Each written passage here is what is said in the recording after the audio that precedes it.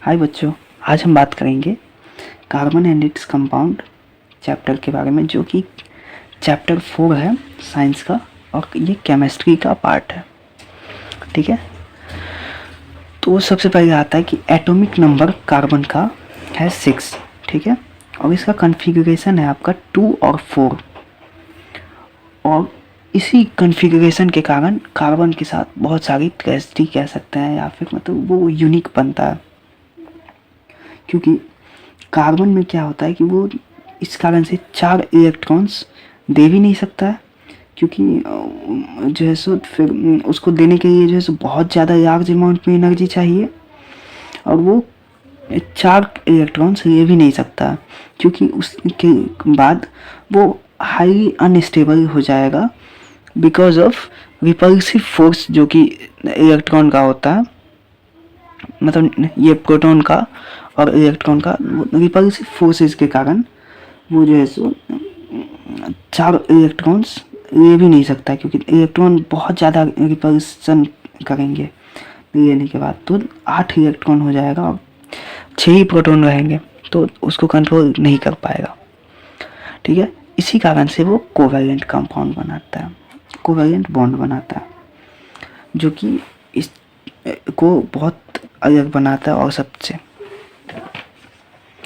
तो properties of covalent bond, तो उसका सबसे पहला प्रॉपर्टी होता है कि इसका मेल्टिंग पॉइंट कम होता है, बॉइलिंग पॉइंट भी कम होता है, क्योंकि इसका इंटरमॉलिक्यूलर फोर्स ऑफ अट्रैक्शन थोड़ा मतलब वीक रहता है। उसके बाद आता है कि इलेक्ट्रॉन शेयरिंग जो है सो होता है, इलेक्ट्रॉन का ट्रांसफ़र नहीं होता है, शेयरिंग होता है। ठीक, और इंटरमॉलिक्यूलर फोर्सेस वीक रहता है, जो कि पहले भी देखा है, जिस कारण से मेल्टिंग पॉइंट बॉइलिंग पॉइंट कम रहता है। फिर चार्ज पार्टिकल्स कोई फॉर्म नहीं करता है। ठीक है, उसके बाद आता है एलोट्रॉप्स ऑफ कार्बन। तो कार्बन का जो एलोट्रॉप्स है उसमें सबसे पहले है डायमंड। तो डायमंड का क्या प्रॉपर्टी है कि वो बहुत हार्ड रहता है और इलेक्ट्रिसिटी कंडक्ट नहीं करता। ठीक है, और ट्रांसपेरेंट और कलरलेस भी होता है वो। ठीक, सबसे पहले कि बहुत हार्ड है, इलेक्ट्रिसिटी कंडक्ट नहीं करता, और ट्रांसपेरेंट एंड कलरलेस होता है। ठीक है, अब इसका यूजेस कहाँ पे है? तो इंडस्ट्रियल कटिंग टूल में इसका यूज़ किया जाता है, क्योंकि वो बहुत हार्ड होता है, इस कारण से। फिर ज्वेलरी और जेम स्टोन में भी इसका यूज़ होता है। ठीक है, तो ये सबसे मेन था। उसके बाद आता है हमारा ग्रेफाइट। तो ग्रेफाइट का प्रॉपर्टी है कि वो एक्सीलेंट इलेक्ट्रिकल कंडक्शन शो करता है, और सिंगल एटम ऑफ कार्बन का जैसे उसका लेयर रहता है, मतलब पतला लेयर रहता है। और उसके बाद एक्सेप्शनली स्ट्रॉन्ग स्ट्रेंथ रहता है, मतलब वीक रहता है, वो आपका स्ट्रॉन्ग नहीं रहता है ज़्यादा। वो उसको आप जैसे ही ब्रेक करेंगे वो तुरंत टूट जाएगा, ब्रिटल होता है बहुत ज़्यादा। इसका यूज़ कहाँ पे होता है? तो एज ए लुब्रिकेंट होता है, फिर इलेक्ट्रोड्स के रूप में भी यूज़ होता है बैटरी में, और साथ में पेंसिल में भी यूज़ किया जाता है। ठीक है, उसके बाद नेक्स्ट एलोट्रॉप है फ्लोरीन्स। ये फ्लोरीन C60 पे इनिशियली मतलब ये आया था, और जो कि C60 नेम्ड है बकमिंस्टर फ्लोरीन के नाम से। बकमिंस्टर फ्लोरीन इसका नाम है, जो कि बकमिंस्टर फ्लोर के नाम पे दिया गया है। ठीक है, और इसमें 60 कार्बन एटम्स होते हैं। उसके बाद आता है हमारा नेक्स्ट टॉपिक है कि वर्सटाइल नेचर ऑफ कार्बन। तो इसका सबसे पहले प्रॉपर्टी है कैटिनेशन। तो इसमें क्या होता है कि कार्बन जो है सो कोवैलेंट फॉर्म बॉन्ड बना सकता है with other atom of carbon. ठीक है, मतलब वो कार्बन के ही अदर एटम के साथ वो बना सकता है, जो कि 4 कार्बन एटम के साथ बना सकता है। ठीक है, तो इसी प्रॉपर्टी को कहते हैं कैटिनेशन। इसके बाद आता है हमारा जो सेकंड प्रॉपर्टी है वो है टेट्रा वैलेंसी। इसमें क्या होता है कि कार्बन 4 अदर मतलब 4 इलेक्ट्रॉन चाहिए अपने टेट्रा वैलेंट फॉर्म के लिए, मतलब क्योंकि उसको 4 उसका वैलेंसी रहता है तो उसको ऑक्टेट कंप्लीट करने के लिए 4 जो है सो इलेक्ट्रॉन चाहिए। तो वो 4 इलेक्ट्रॉन के लिए 4 अदर एटम से भी बॉन्ड बना सकता है, जिस कारण से अगर वो कैटिनेशन में ही अगर वो कार्बन एटम के साथ वो बना सकता है तो ऐसे ही उसको 4 कार्बन एटम्स चाहिए। इससे क्या होता है कि फिर वो लॉन्ग चेन बना सकता है, और वो इसी कारण इस कार्बन को आप देखेंगे कि हर एक मतलब हमारे आसपास सब जगह ये मौजूद है। ठीक है, फिर इसके बाद आ जाता है हमारा हाइड्रोकार्बन्स। तो हाइड्रोकार्बन्स होता है क्या, तो सैचुरेटेड मतलब 2 तरह का हाइड्रोकार्बन्स होता है। ये कॉम्बिनेशन होता है हाइड्रोजन और कार्बन्स का, इसी कारण से हाइड्रोकार्बन्स कहता है। ये 2 तरह का होता है, एक होता है सैचुरेटेड हाइड्रोकार्बन्स, दूसरा होता है अनसैचुरेटेड हाइड्रोकार्बन्स। तो सैचुरेटेड हाइड्रोकार्बन्स में ये कंपाउंड ऑफ कार्बन्स जो होता है वो लिंक्ड रहता है by single bond between the carbon atoms, मतलब कि इसमें एक से ज़्यादा बॉन्ड नहीं बनता है। कहने का मतलब वो 2 कार्बन एटम के बीच में वो लिंक्ड रहता है सिंगल बॉन्ड से, क्योंकि इसमें सैचुरेशन हाइड्रोजन एटम का मतलब इस सैचुरेटेड रहता है हाइड्रोजन एटम से, तो उसमें एक्स्ट्रा हाइड्रोजन का एटम ऐड नहीं किया जा सकता। इसमें होता है एल्केन्स, जिसका ये फॉर्मूला होता है CnH2n+2, मतलब कि अगर कार्बन का एक एटम है तो n का वैल्यू हो गया 1, तो कार्बन का 1 तो H2n हो गया आपका, हाइड्रोजन का 2 तो 2n में मतलब हो गया 2 + 2 तो CH4 हो गया एक का ये। ठीक है, उसके बाद आता है हमारा अनसैचुरेटेड, जिसमें मतलब डबल या ट्रिपल बॉन्ड होता है कार्बन्स के एटम के बीच में। इसका एग्जांपल होता है आपका एल्केन्स, जिसमें CnH2n इसका फॉर्मूला होता है, और CnH2n-1 इसका एल्काइन का फॉर्मूला होता है। ठीक है, फिर इसके बाद हमारा नेक्स्ट है, इस चार्ट को हम देखेंगे जिसमें बताता है कि कितना कार्बन एटम्स रहेगा तो क्या उसमें ये ऐड होगा, प्रीफिक्स ऐड होगा। ठीक, तो और कैसे ये बनेगा, तो जैसे देखिए अगर कार्बन का आइटम 1 रहता है तो मिथ रहता है, 2 रहेगा तो इथ, 3 रहेगा तो प्रोप, 4 एटम्स रहेगा कार्बन का तो बुट, फिर 5 रहेगा तो पेंट, 6 रहेगा तो हेक्स, 7 रहेगा तो हेप्ट, 8 रहेगा तो ऑक्ट, 9 रहेगा तो नॉन, और 10 रहेगा तो डेक। और इसमें एन आता है एल्केन का, इन आता है एल्कीन का, और आइन आता है एल्काइन का। तो इसी तरह से आपका जब भी कोई बॉन्ड बनेगा तो इसी तरह से उसका IUPAC नोमेनक्लेचर होता है। ठीक है, फिर इसके बाद हमारा नेक्स्ट टॉपिक है chemical properties of carbon compounds. ठीक है, तो इसमें देखिए कंबसन के बारे में, तो देखिए कार्बन एटम्स कंपाउंड्स को जब हम बर्न करते हैं एयर में तो वो कार्बन डाइऑक्साइड देता है, मतलब वाटर देता है, हीट देता है और लाइट देता है। इसी को कंबसन रिएक्शन कहते हैं। जैसे CH4 को जब 2 ऑक्सीजन का ये बनेगा मॉलिक्यूल में ऐड होगा तो कंबसन के कारण वो CO2 देगा, H2O देगा, प्लस हीट देगा, प्लस लाइट देता है वो। उसके बाद दूसरा है ऑक्सीडेशन।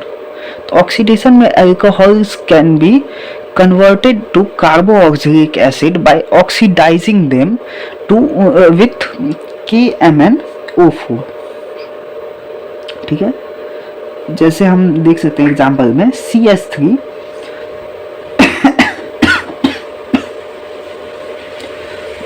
इसको जब हम इसमें CH2OH डालेंगे तो उसके बाद फिर ये क्या बनता है, जब एल्काइन KMnO4 प्लस हीट रहेगा या फिर एसिडिफाइड K2Cr2O7 प्लस हीट रहता है तो वो CH3COOH बनता है। ठीक है, फिर उसके बाद आ जाता है हमारा एडिशन रिएक्शन। तो एडिशन रिएक्शन में क्या होता है कि अनसैचुरेटेड हाइड्रोकार्बन्स में जो है सो एडिशन रिएक्शन होता है और इसको जो है सो हाइड्रोजनेशन ऑफ वेजिटेबल ऑयल्स के लिए जनरली कॉमनली यूज़ किया जाता है। एग्जाम्पल में जब CH2 बॉन्ड CH2 को डबल बॉन्ड रहता है इसमें, उसको अगर हम H2 के इसमें मतलब ऐड करेंगे तो एडिशन रिएक्शन जो होगा Na या फिर पैलेडियम के साथ उसमें हीट डालेंगे तो ये फॉर्म करेगा CH3 सिंगल बॉन्ड CH3। तो क्या होगा, यहाँ पे एडिशन रिएक्शन हो जाएगा और ये सैचुरेटेड बन जाएगा। ठीक है, इसी को हम हाइड्रोजनेशन भी कहते हैं। इसके बाद है हमारा सब्स्टिट्यूशन रिएक्शन। तो सैचुरेटेड हाइड्रोकार्बन्स जो है वो सब्स्टिट्यूशन रिएक्शन होता है उनमें in the presence of sunlight. ठीक है, तो क्या होता है उनके अंदर कि जैसे एग्जांपल वो देख सकते हैं कि CH4 को जब Cl2 देते हैं तो वो Hv के प्रेजेंस में CH3Cl प्लस HCl बना देता है। मतलब in the presence of sunlight वो CH3Cl प्लस HCl का फॉर्मेशन करता है। इसी को सब्स्टिट्यूशन रिएक्शन कहते हैं। फिर आ गया हमारा इथेनॉल। तो इथेनॉल में केमिकल प्रॉपर्टीज क्या होता है, तो जब रिएक्शन करवाते हैं हम सोडियम के साथ तो फॉर्मेशन होता है सोडियम इथॉक्साइड और हाइड्रोजन का। जैसे एग्जांपल में हम देखिए तो 2CH3CH2OH प्लस 2Na कर दें तो 2CH3CH2ONa प्लस H2 का फॉर्मेशन होता है। ठीक है, उसके बाद आ जाता है हमारा जब हम रिएक्शन करवाते हैं एसिड के साथ तो फॉर्म करता है ईस्टर जो कि स्वीट स्मेलिंग सब्सटेंस होता है और इसी प्रोसेस को हम कहते हैं ईस्टरिफिकेशन, जिसका एग्जांपल होता है CH3COOH प्लस CH3CH2OH। जब इसको कॉन्सेंट्रेटेड H2SO4 में देते हैं तो ये CH3COOH CH2CH3 प्लस H2O का फॉर्मेशन करता है। ठीक है, उसके बाद आता है जब हम इसका यूज पे आते हैं तो यूजेस देखेंगे इसमें। तो जब इसका हम यूज करते हैं in the preparation of soap, cosmetics, in alcoholic beverages, in medicines और लेबोरेटरीज में इनका यूज होता है। ठीक है, उसके बाद आता है इथेनोइक एसिड। ये इथेनॉल था, इसके बाद आ गया आपका इथेनोइक एसिड। तो इथेनोइक एसिड में एक आता है कि विनेगर जो कि 5 to 8% जो कि solution of acetic acid in water होता है। फिर ग्लेशियल एसिटिक एसिड जो कि प्योर एसिटिक एसिड होता है। ठीक है, प्रॉपर्टीज इसका क्या होता है, तो वो जब हम रिएक्शन करवाते हैं सोडियम कार्बोनेट के साथ तो क्या होता है कि ये जैसे एग्जांपल में 2CH3COOH को देखें तो Na2CO3 को जब ये करवाएंगे दोनों को रिएक्शन तो फॉर्म होगा हमारा 2CH3COO Na plus H2O plus CO2 का फॉर्मेशन होता है। ठीक है, फिर वहीं पे जब हम रिएक्शन करवाते हैं इसका हाइड्रोजन कार्बोनेट से, मतलब सोडियम हाइड्रोजन कार्बोनेट से, तो फिर वो जैसे एग्जांपल में देख सकते हैं कि CH3COOH को रिएक्शन करवा रहे हैं सोडियम हाइड्रोजन कार्बोनेट के साथ NaHCO3, तो वो हमें दे रहा है CH3COONA plus H2O plus CO2, ठीक है, ये इसका प्रोडक्ट होता है। वहीं पे जो हम इसका रिएक्शन करवाते हैं NaOH मतलब सोडियम हाइड्रोक्साइड के साथ, तो इसका एग्जांपल होगा कि CH3COOH प्लस NaOH, जिसमें वो देता है फिर CH3COONA प्लस H2O, ठीक है। फिर इसके बाद आ जाता है हमारा जब हम रिएक्शन करवाते हैं इथेनॉल के साथ,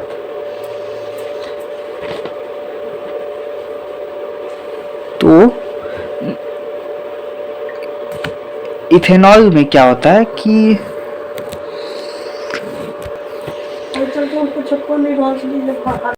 इसके बाद हम रिएक्शन करवाएंगे इथेनॉल के साथ, जो कि स्टेरिफिकेशन रिएक्शन भी होता है। तो इसमें क्या होगा कि CH3COOH को जब हम रिएक्ट करवाएंगे CH3CH2OH के साथ in presence of concentrated H2SO4, तो CH3COOCH2CH3 प्लस H2O का फॉर्मेशन होगा, ठीक है। और इसको हम रिवर्स भी कर सकते हैं, ठीक है। फिर alkaline hydrolysis of Easter is called saponification, और इस प्रोसेस से ही सोप का फॉर्मेशन होता है। तो उसके बाद आता है टॉपिक हमारा सोप्स एंड डिटर्जेंट्स। तो सोप जो है सोडियम और पोटेशियम सॉल्ट होता है, जिसमें long chain of fatty acids, जिसमें क्लींजिंग प्रॉपर्टी होता है, ठीक है, मतलब वो साफ करने की क्षमता होती है उसमें। Soaps are made by saponification process, soap जो है सो इसी प्रोसेस से बनते हैं, और इसमें दो एंड्स होते हैं, एक हाइड्रोफिलिक और दूसरा हाइड्रोफोबिक। तो जब सोप डिसॉल्व होता है वाटर में तो मिसल का फॉर्मेशन होता है, और हाइड्रोफोबिक एंड जो होता है वो अटैच कर देता है अपने आप को डर्ट पार्टिकल से और रिमूव कर देता है क्लॉथ से, ठीक है। उसके बाद आता है हमारा डिटर्जेंट का। तो इसमें क्या होता है, डिटर्जेंट हमारा सोडियम सॉल्ट होता है long chain of benzene sulphonic acid का, ठीक है।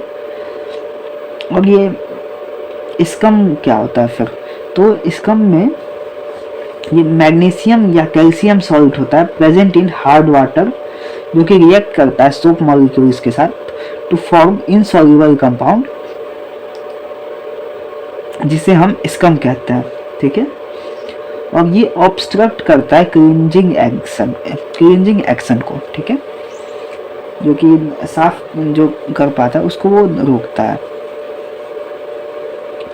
तो इसी के लिए हम डिटर्जेंट्स का यूज़ करते हैं, क्योंकि डिटर्जेंट का जो मॉलिक्यूल होता है प्रिवेंट करता है इस मतलब फॉर्मेशन ऑफ इनसॉल्युबल प्रोडक्ट,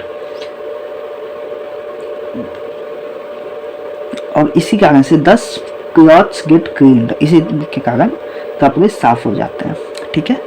तो इसी तरह से अगर आप चाहते हैं कि 15 से 20 मिनट 25 मिनट के अंदर आपका एक फुल चैप्टर रिवीजन हो जाए, वो भी रैपिड वे में, तो आप हमारे चैनल के साथ जुड़े रह सकते हैं और हमारे प्रीवियस वीडियोस को भी देख सकते हैं। हमने पूरा साइंस ऑलमोस्ट कंप्लीट हो जाएगा हमारा अब।